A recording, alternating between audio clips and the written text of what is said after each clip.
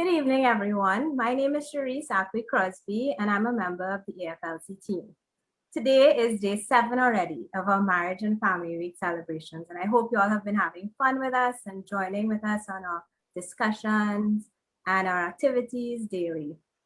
Today we celebrate grandparents, one of my favorite groups of people, grandparents and the elderly. Today, the topic for today is caring for grandparents and the elderly. And we have with us today 3 lovely ladies who are going to join me as we talk about our grandparents, as we talk about elderlies that we deal with. And I hope it's going to be an interesting conversation for you all. So today I have with me Suzanne Gopi Singh, Christine Salandi, and Charette Amandus. So I was going to do the introductions and have it a bit more formal, but I'd like to ask Suzanne to start with us and tell us a little bit about yourself. Okay. I am Suzanne Gopi Singh, and I have been married for 44 years, 5 children and 5 grandchildren. I left corporate world 8 years ago after being there for 38 years. And I entered a new journey, which I call my new dawn, a journey of self-discovery and a deeper spiritual journey. And so this journey is one of a deeper trust, a deeper love, and a deeper life. And the deeper trust is not about just trusting for things, but this spiritual journey is trusting my whole life in the Lord's hands and being led by His Spirit, you know. So I came out of corporate, a very good salary, to a small pension, and I left at 57, and an even smaller pension when I turned 60. So I really had to learn to trust the Lord, a deeper trust and a deeper love. Because this deeper love, you know, the Bible says, perfect love casts out all fear. So this deeper love, this perfect love will help cast out the fear of the unknown, because I was now going into unknown territory. So I really had to let go of myself and trust God for the journey. Oh, you want to say some more? No, I just wanted to say, well, my first grandchild is 10 years old, and my life, when she came into my life, it was really a turning point. You think you could love your children with all the love in your heart, but when a grandchild comes along, I don't know, you find a deeper love, you know, to love that little one and want to care for that one. And I reach a place in my life as a grandmother where I am ready to, after coming out, taking care of 5 children, busy, work, school, right? I could now give myself really the best of me to this little one that has come into the world. So, you know, I would say as a grandmother, we play a very important role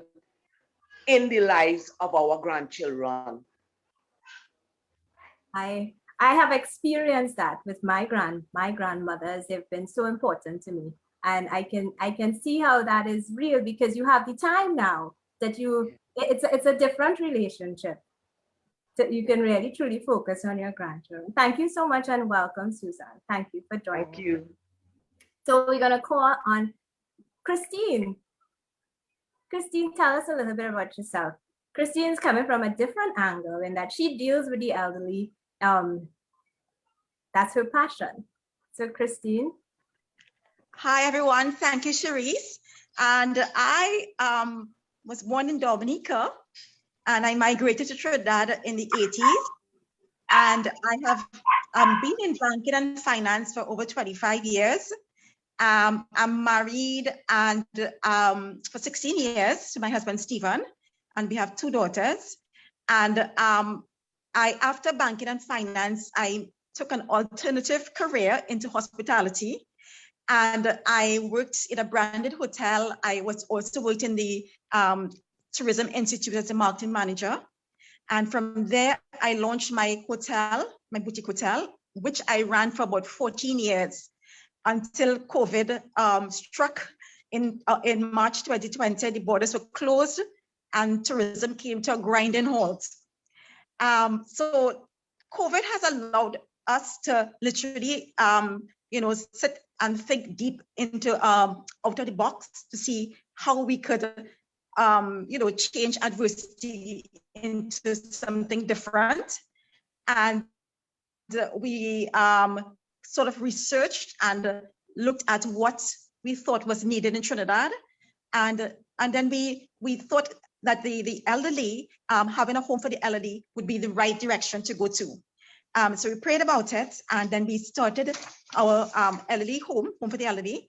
And since then, I feel that God has journeyed me through all these different stages to bring me into an area where I feel I have a calling.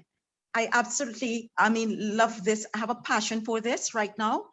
And I'm so happy that I have this home, and I am working with elderly people. Although my grandparents on both sides of my family are deceased many years ago, I feel like now I have adopted grandparents because I've gotten so close to them, and they're like my grandparents now. So like I have many grandparents around me, and it's a wonderful feeling. It's a very rich and wonderful feeling to be around them. Well, thank you, Christine. I can't wait to hear more about them as we continue to chat. We also have with us Charette. Charette is an interior designer, and she has taken an interest in finding the best ways to accommodate the elderly. She's another one who got this piqued interest throughout the pandemic, and so we're excited to hear what you have to share with us, Charette. Welcome, Charette. Hi, thank you, Cherise. Hi, everyone. So yes, my name is Charette Almondoz, and I studied interior design. After I came back, I had a couple of jobs, but last year I ended up working with the Youth Commission. And there, at a point in time, in the earlier parts of when COVID had hit, I went to get a test, and the testing took really long to get results. And so it almost like I had a Lent in my room. So it was like about 40 days literally that I was cooped up in my room. So I had a lot of time to think. And at that time, I was kind of processing what my purpose was. Like I knew I liked design, but there was still something sort of, missing, I guess. And in the wisdom of my boss at the time, she had focused a lot on self-awareness. And I think in going through that, I realized that for my personality, I really seem to be fulfilled if I did something with some sort of humanitarian effort, So it was a mean, I guess, for me trying to figure out now, like, how do I couple the design, that creative side, with this humanitarian aspect now? And so this actually now came out where I was like, okay, I did do a course it's called Aging in Place. And so that sort of marries, that creative side with a bit of like social justice, where you want to create spaces that are very comfortable for the aging population, so that it could age comfortably and still be independent in the places that they live or in the places that they go to. So yeah, that's where I'm at this point right now. Oh, thank you, Charette. That sounds super interesting. Thank you. So we have a little a slideshow with little clips from what other families have shared with us with their celebration of the worthy of grandparents and the elderly. So let's look at the clips, and then we're going to get back to chatting and finding out a little bit more from you, lovely ladies. So.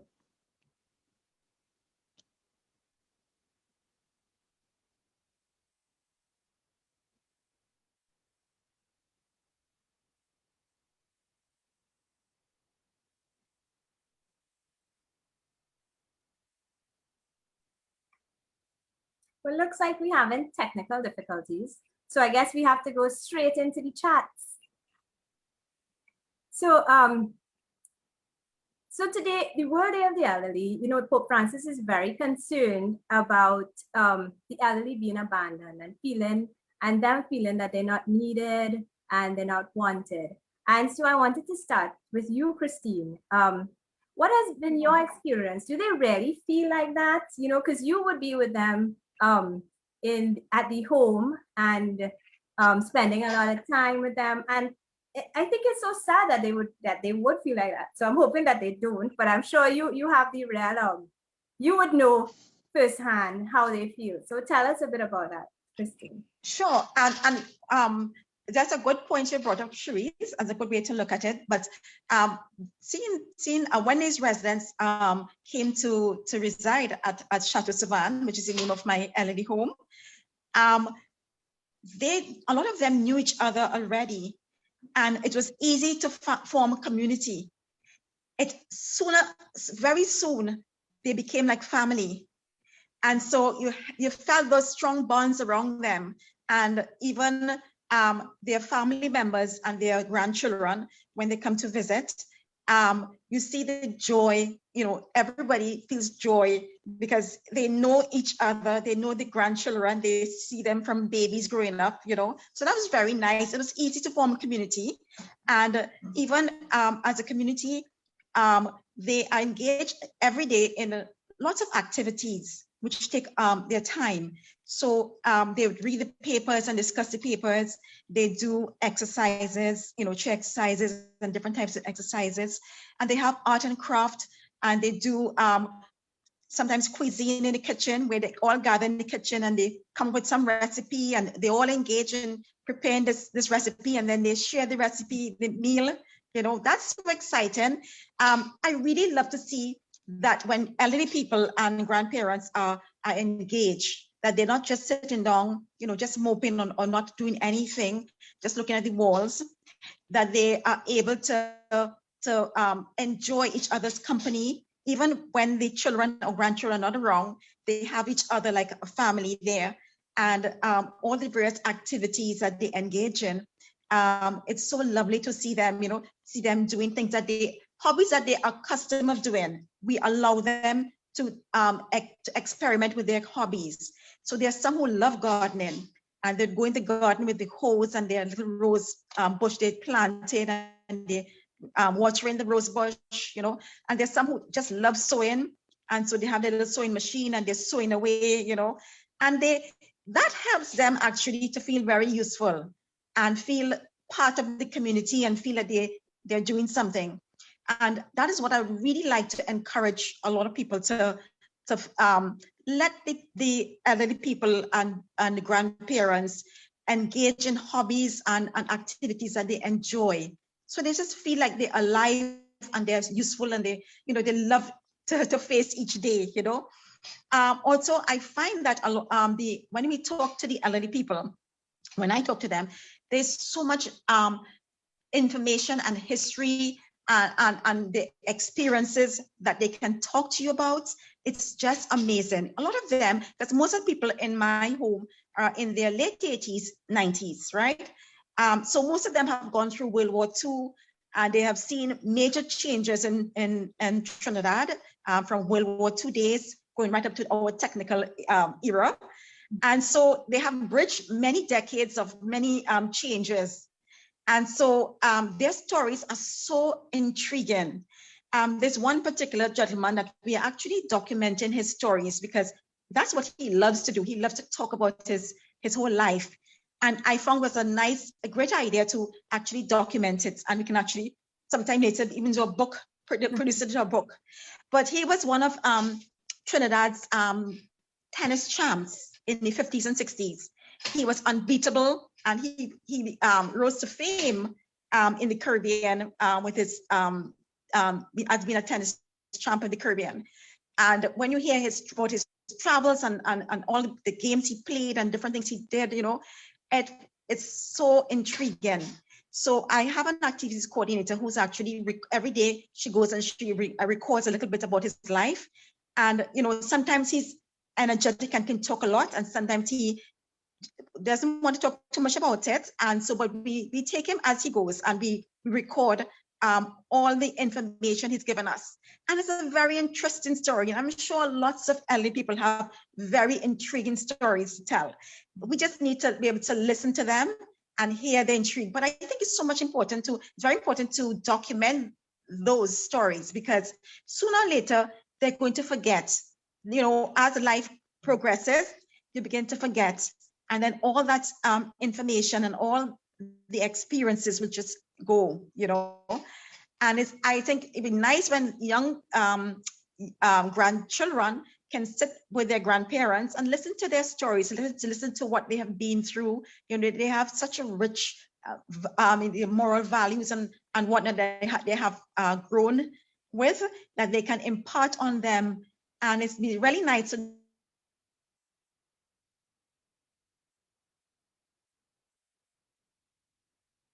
community. I see a lot of engagement, a lot of discussion, a lot of, you know, people feel like family. And it's because a lot of them knew each other already before they even came there. And so it was easy to form community among them. And I really enjoyed seeing that tremendously. Well, that sounds really exciting. I love spending time with the elderly. I would love to come and hear some of those stories. And I think, you know, we're all so busy right now. Everybody thinks they're so busy, and we really need to just make that little time, because there's so much fun and they're so interesting. So thank you for sharing, Christine. So Susan, it's your turn now. So I know you mentioned to me about your relationship with your mom, with your granny, and you know, we just want to talk about just the value of those relationships and what they've imparted on us. So I'm asking you to share a little bit on that, Susan. Well, my grandmother, she was a woman of faith and prayer. And, you know, maybe she didn't know she was doing the hour of prayer how many years ago, but she did it. And I remembered at 3 o'clock, she sat and she prayed the novena. And she was important. She played an important role, because I want to say that if it was not for my grandmother and her prayers, I don't know, common entrance, I might have failed. I passed my common entrance and my GC, because you know that grandmother is praying, and she played an important role, because mommy was busy running her school, right? So grandmother was the important one, and who we saw, right? So, but she passed it on, that baton, that heritage, more than money. You know, money will be spent and it will devalue, especially these days. But prayer and faith, that example that I saw from my grandmother when mommy was busy. But when mommy retired from, you know, her school, she took up that role for my children. And, you know, if I ask my eldest daughter or my other, they would speak about granny, and granny sharing with them and teaching them songs. So it's like my grandmother baton was passed on, right? We learned from her because mommy was busy. But when mommy became a grandmother, she took up the role. So my children now were seeing, she would teach them about prayer and faith, because I was busy in corporate world. So it was being passed on. So now I become a grandmother, right? And because that was passed on to me, I now am able to pass it on to my grandchildren. So grandparents, they might not be able to walk, but guess what? They could still understand, they could still share their stories, share their faith to their grandchildren. So we can't discard them, right? And what saddened me was when my grandmother, she had to get her leg amputated because of diabetes. and mommy couldn't take care of her. So she put her in a home. I wish the home was like Christine's hotel.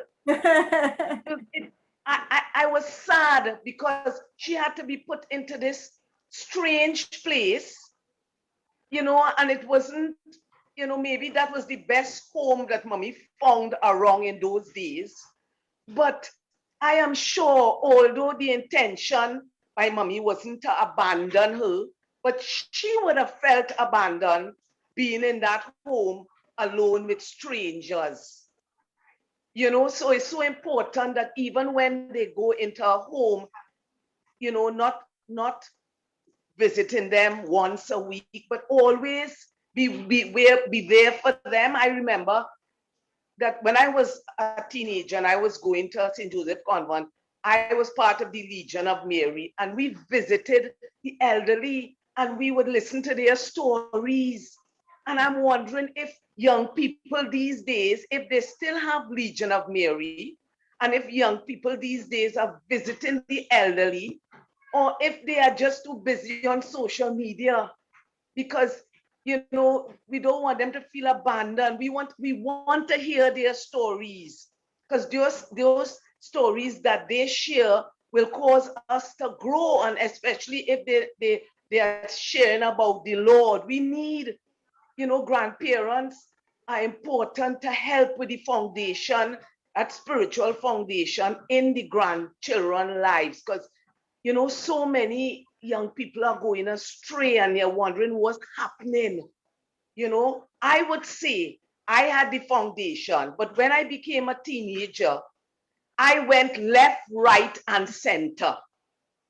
But the foundation was there, and I was able to fall back on that foundation when I came to my senses at the age 28 and continue the journey so that I could pass on that heritage to my children when I came to my senses, and now my grandchildren, because more than ever, they need that foundation. They need something to fall back on when they maybe make a mistake, or when they go to the left or to the right, like what I did, but have that foundation to go right back on course. So the grandparents play a very important role, and let us not forget about them. They have a treasure in them, and we need to get that treasure for ourselves and to pass on to our grandchildren, children and grandchildren.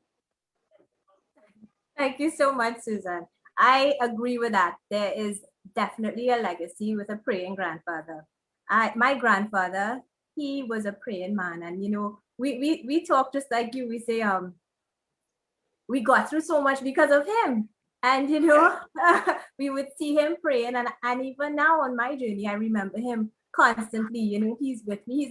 He's no longer alive, but he has been my example of faith, like your grandmother. But anyway, you're talking about the young people and them not having time, and we have a lovely young lady with us.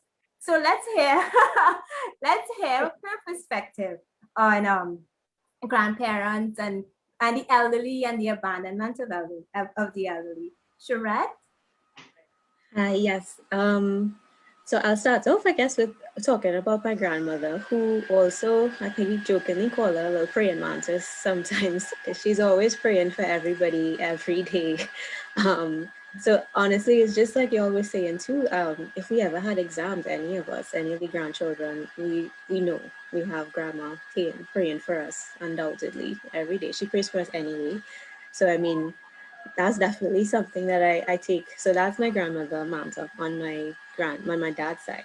On my mom's side, my grandparents are both passed. But my grandmother there, Dolly, she actually always used to, well, when we got cable, she used to watch EWTN, that mass in the morning.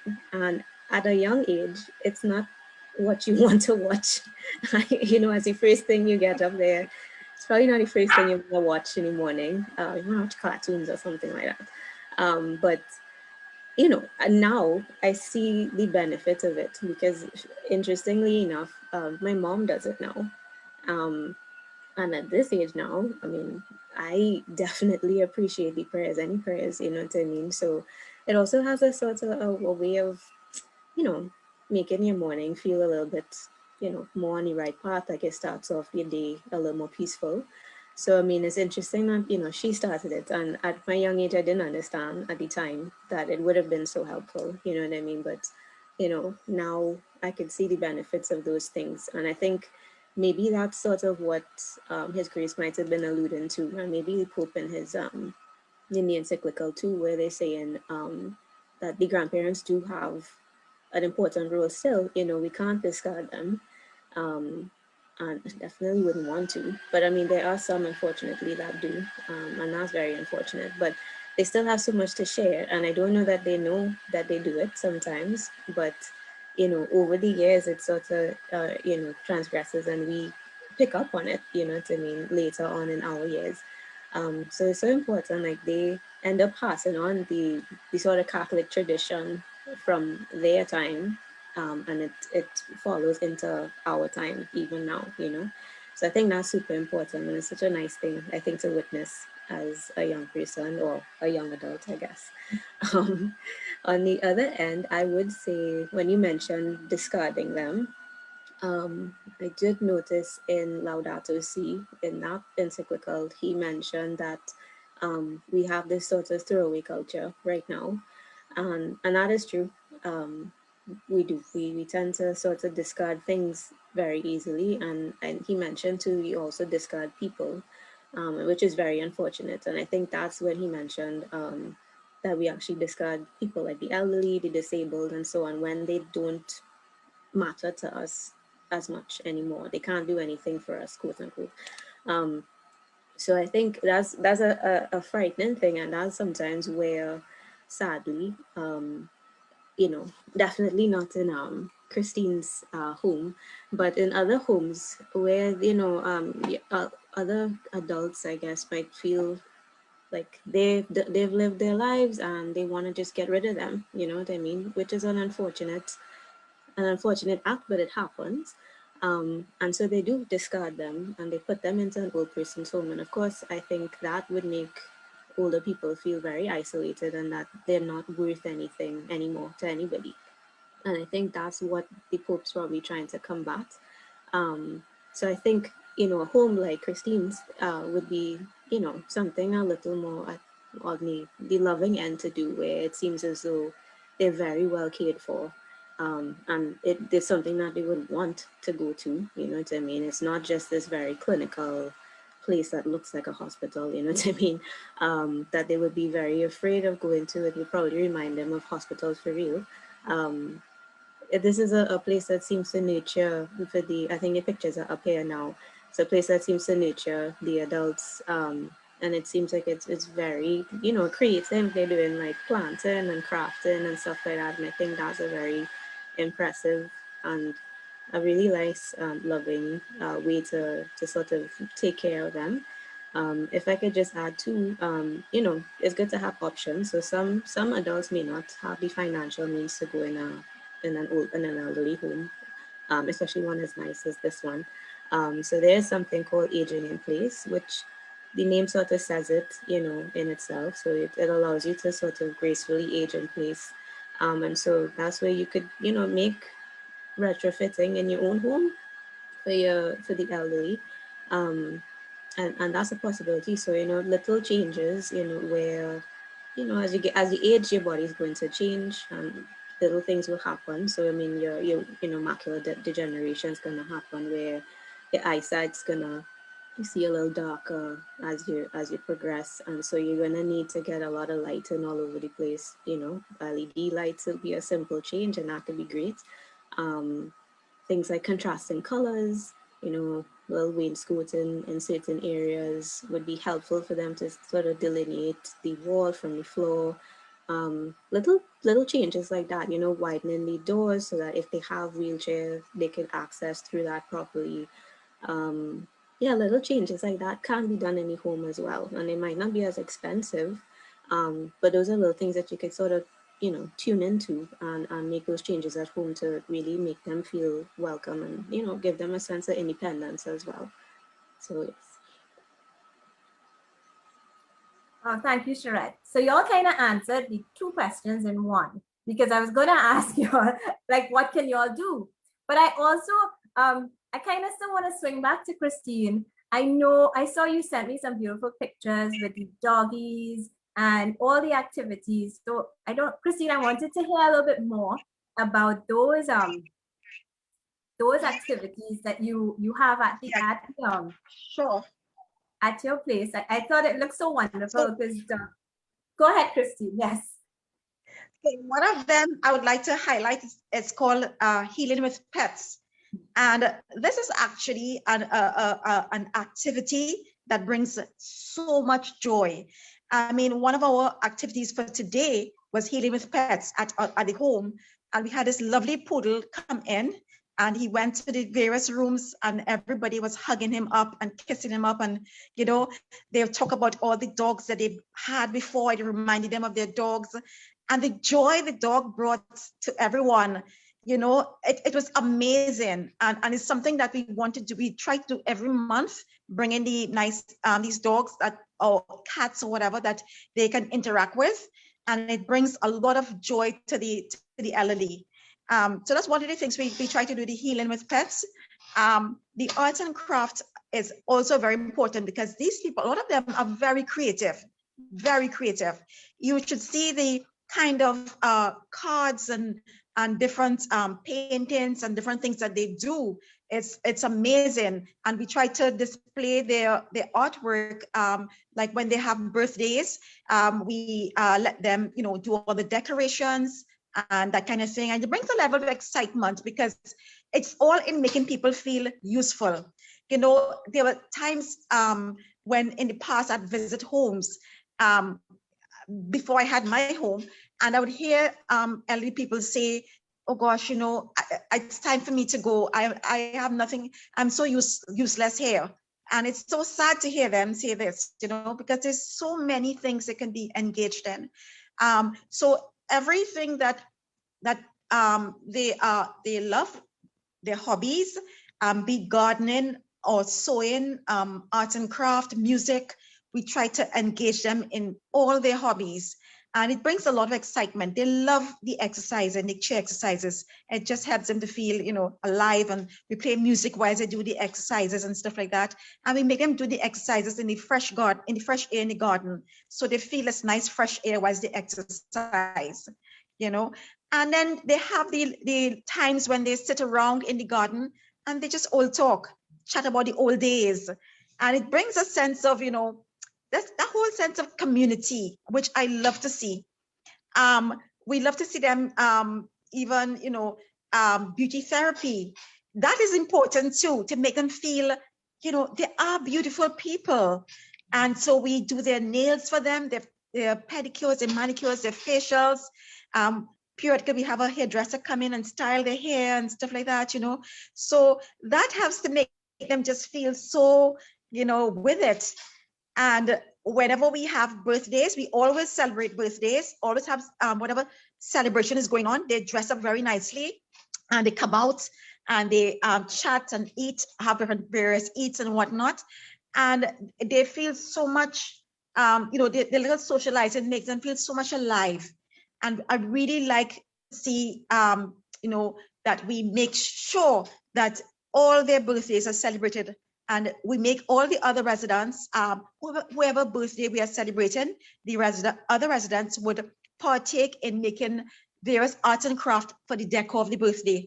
So they all take part in, you know, the decor and everything. So that I think is so much important because keeping the elderly engaged, their minds engaged, you know, intellectually, physically, spiritually as well. We try to do, like once a week, do the Divine Mercy Chapelet. And when we have, when the church is open, we have a lay minister who comes in and they do prayers and the Holy Communion and everything.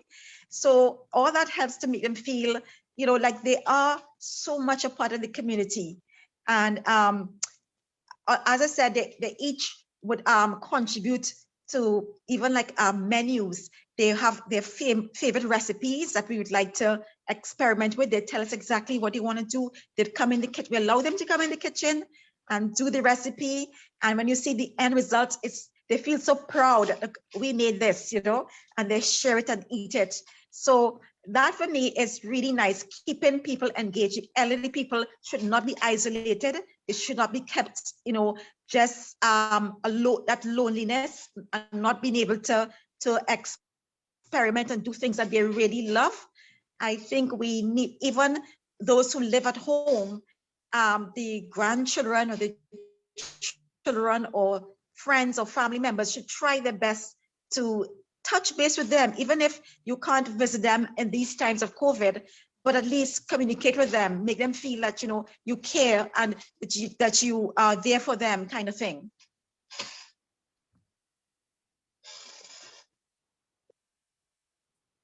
Thanks. That's actually what I was going to ask you about next, because one of the ways that we were asked, Pope Francis wanted us to celebrate this Day of the Elderly and the Grandparents, and one of the mandates was that we were supposed to go and visit them and spend time with them, but of course, COVID is still here, and so so many milestones have been missed, so many birthdays, Christmas, and it's lovely to hear that you ensure that none of those things are missed. They get to celebrate, they get to enjoy it anyway. So I'm really happy to hear that.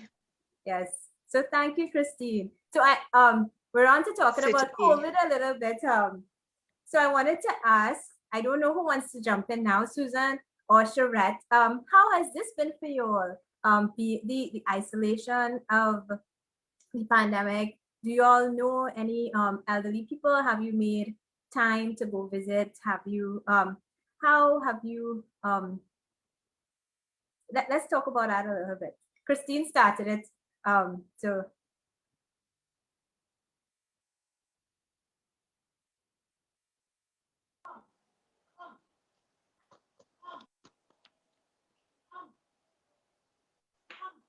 okay. My experience with COVID, not being able to see my grandchildren.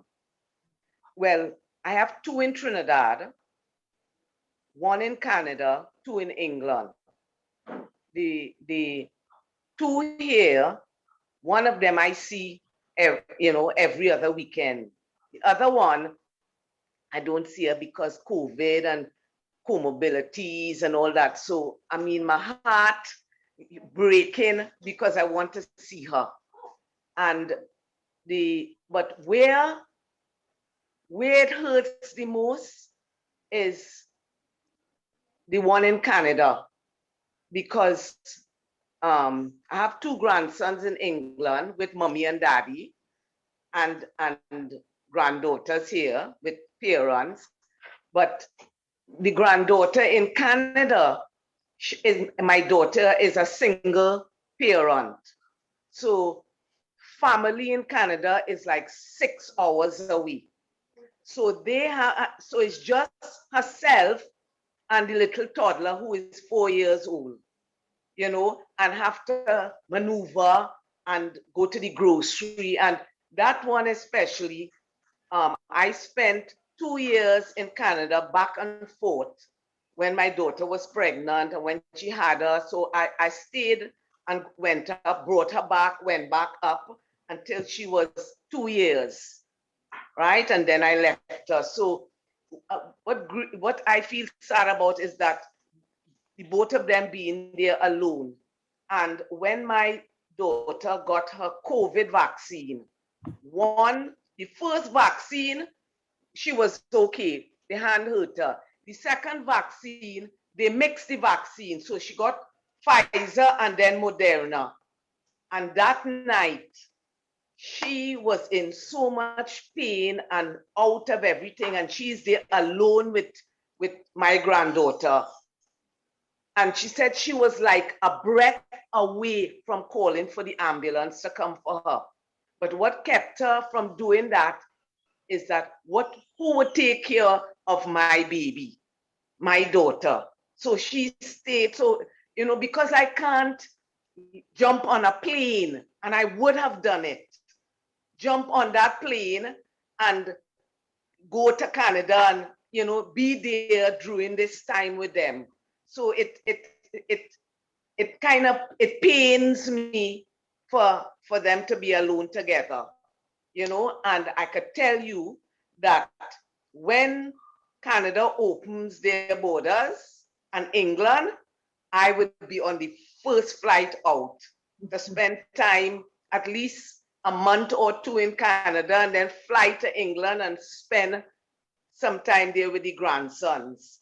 You know, so this is what COVID, you know, caused, that distance, because I can't go and the ones in England will come, but they can't come.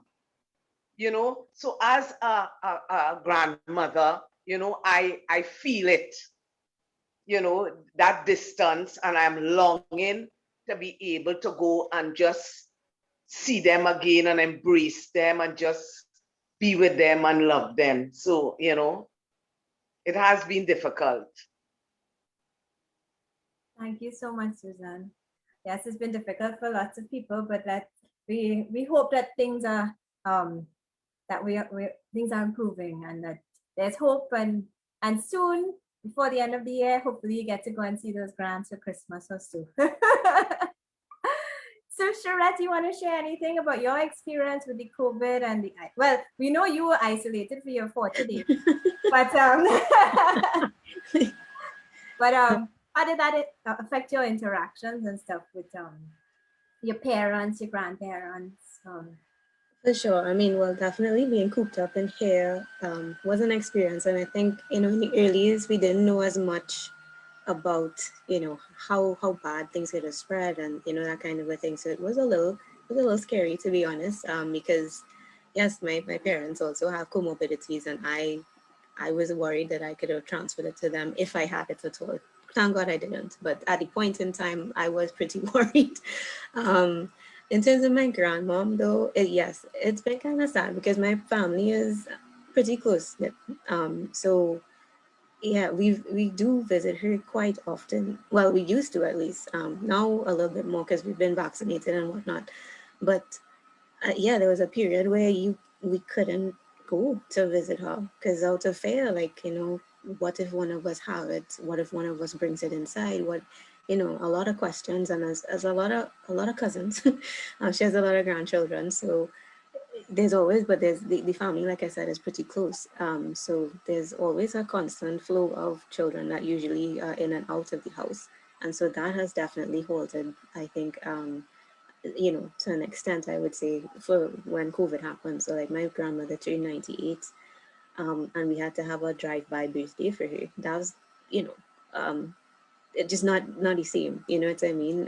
So it's like driving by balloons and they drop off the gifts and whatever. You know, even now that we're vaccinated, it's still sort of, you know, you could have a limit of the 5 people in the home and whatnot. But even when you, like, I go, like, sometimes I'm like, can I kiss you? Like, can I hug you? You know what I mean? You're worried. You're still worried because you're not sure if I have it and I don't know, or yeah, and if chances are she gets it, they know like what's gonna happen. However, I have to say that my grandmother is a trooper. I mean, she is 98 already. We're hoping that she, you know, she will battle it out till the next few years, maybe century. I mean, hoping that she doesn't get it. I mean, but God forbid she does. I feel like, you know, she might be strong enough to battle it through as well. But I really hope that you know, obviously she doesn't. But it's been a frightening kind of experience, you know, uncomfortable. You're not sure, you can't visit as much as you want to. So just like Susan was saying, you know, on her end, she can't go to visit her grandchildren, and like on mine, it's like the grandchildren can't go to visit my grandma. You know what I mean? Not even her children as well. It's been a little rough, you know. But there have been other things. I mean, technology, I have to say, has made it a little bit easier. So in your phone call is a nice thing. Now they've gotten accustomed to WhatsApp, the video calling, FaceTime, that kind of thing. So that definitely helped. And surprised that, you know, they actually know how to call and stuff now, which is really nice. So technology really has made that a lot easier, I think, for us and the family. And I have to say too, the youth group that I'm with here in Holy Cross, one of the girls came up with a really nice idea because we wanted to initially go and visit the elderly homes, and we couldn't. This was around Christmas last year. We couldn't, and so she came up with a really nice idea to write letters to them instead. And I think that was a really nice gesture, and I think it was really well received by the persons in the home.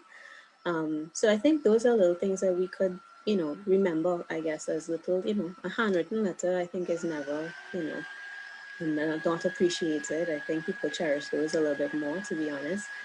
So those are little things that we can do, especially in areas that we don't know. We mightn't be allowed in, etc. But the letters they accept in most places, I would say.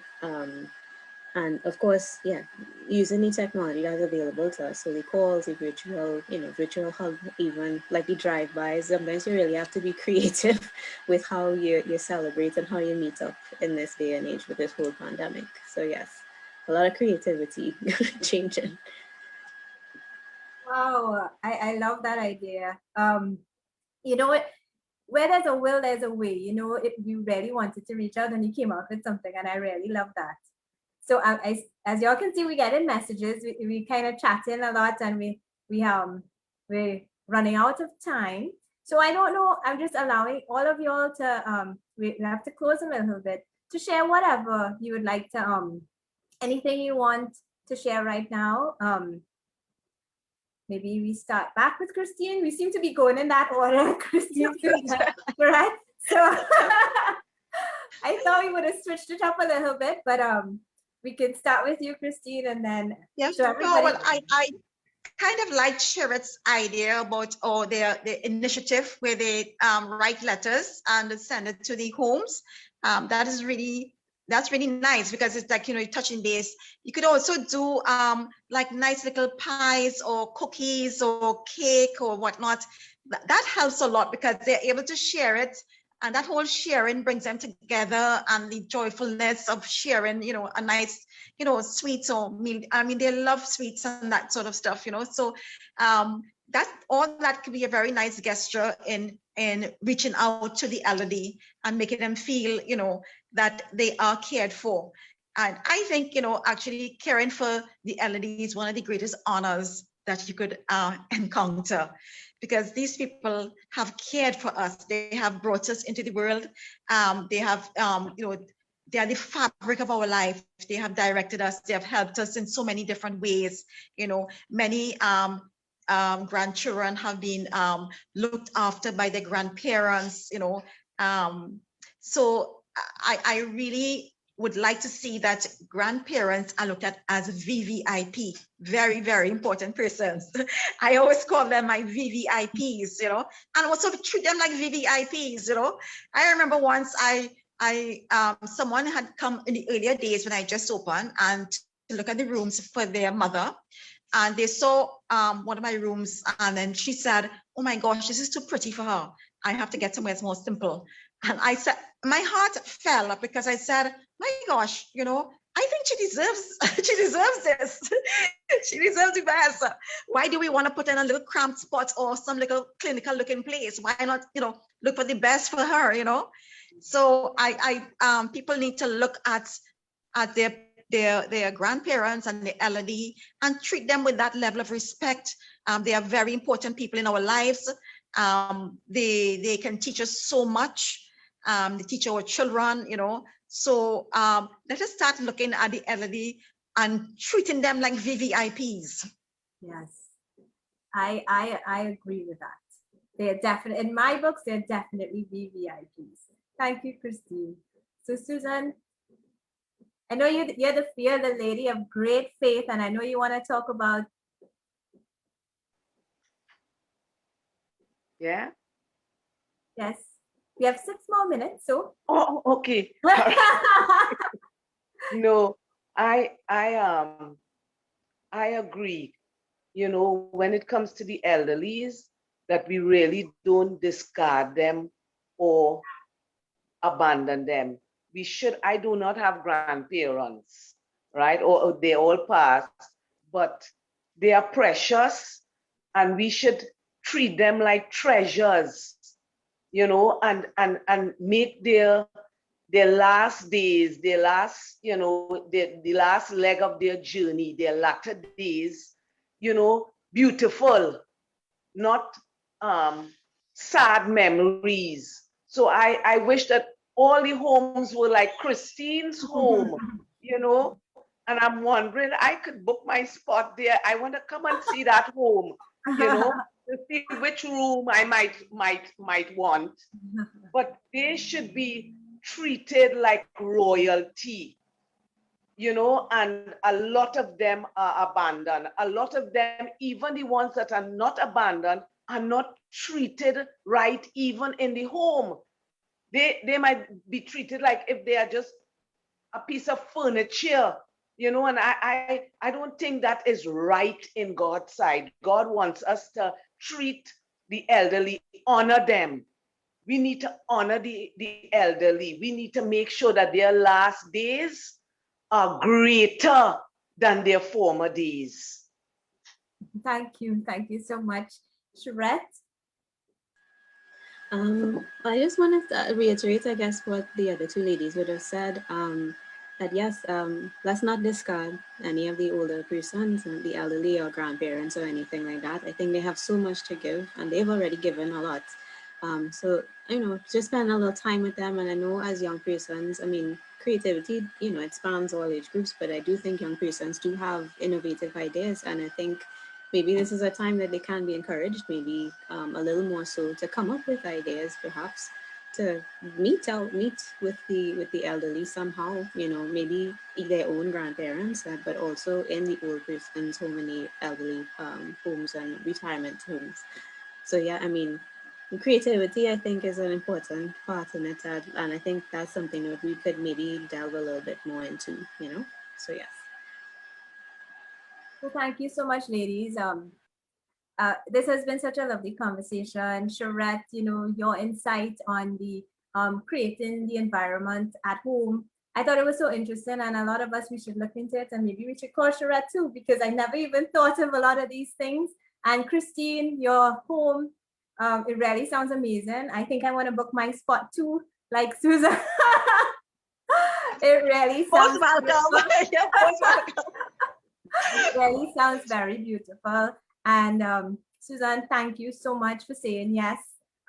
You're always so willing, and we continue to pray for our families. So don't forget, guys, today is not the last day. We still have tomorrow. Tomorrow we celebrate the feast of Anne and Joachim, and we still have another day of Marriage and Family Week celebrations. So we're gonna have panel discussion as usual. We have prayer activity. We have mass in the evening at 6 p.m. with His Grace. So we invite all married couples. We invite everyone to join us for mass. It's good. Well, we'll be closing the week at mass. So let's end the week with a bang. So thank you so much, and thank you for the lovely conversations, ladies. You made it so easy, and it went so well. Thank you. My pleasure. Bye. Thank you for having Thank you so us. much, and for being such Thank a you good for having host, us. Therese. Take care. Thank you. Bye-bye. Bye. Bye.